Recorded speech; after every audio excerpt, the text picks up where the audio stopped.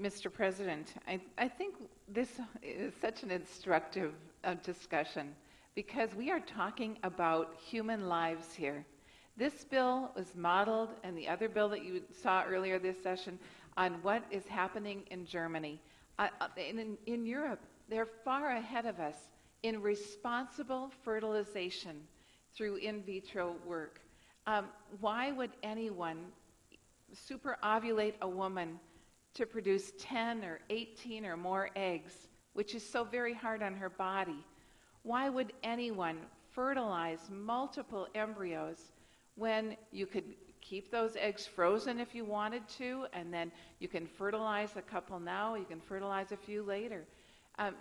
There are so many more responsible ways. Yes, the in vitro doctors may have to change some of their procedures, but isn't that what humanity calls us to do, is to have a responsible treatment for everyone? I find it so ironic that people are worried about unintended pregnancies.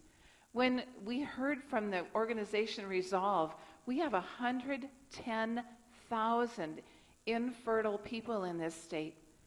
Why do we have such an enormous problem with infertility? What are we doing with all these chemicals that are being dumped into our bodies anyway? And then we have people worried about too many children. North Dakota has been wanting more children. North Dakota has been wanting people to move here. And so this bill in no way affects birth control. This is all a straw man argument, but I really find it ironic that someone would talk about unintended pregnancies being such a problem in this state. Senator Triplett. Mr. President, I think I just heard the previous speaker say that this bill in no way affects birth control. And yet my understanding of the bill is that by defining personhood to mean the moment of fertilization of an egg, that it does indeed make a whole variety of forms of birth control illegal. Some forms of birth control prevent an egg from being fertilized. Other forms of birth control allow the fertilization to occur but prevent implantation of the fertilized egg in the uterus. If you are going to say that this fertilized egg has all the rights of a human being, that does absolutely, positively affect multiple forms of birth control.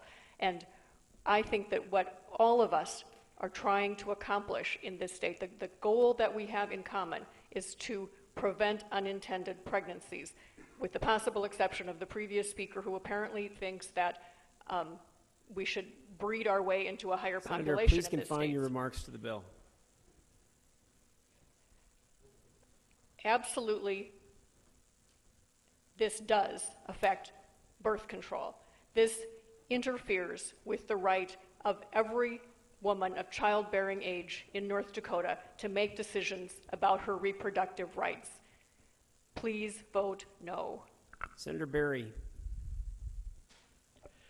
Mr. President, as a point of clarity on this recent matter, on the bottom of page 5, you'll see in line 25, subsection F, it says, this does not apply. It's talking about the methods of the bill, does not apply to contraception administered before a clinically diagnosable pregnancy of a woman. So again, as it relates to what contraception is or is not allowed, things such as what is commonly referred to as the morning after pill, something in the nature of, say, what is commonly referred to as birth control pills, these would be allowable. Because again, this is saying that it has to be after a clinically diagnosable pregnancy has occurred. And that's generally at least a couple of weeks, if not toward 3 to 4 weeks after the fertilization has taken place. Any further discussion? Hearing none, the question is on the final passage of Senate Bill 2303. Would the Secretary please open the key?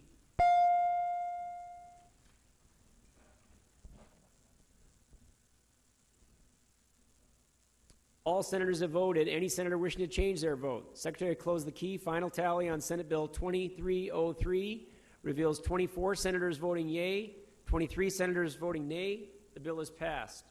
Continuing on the 11th.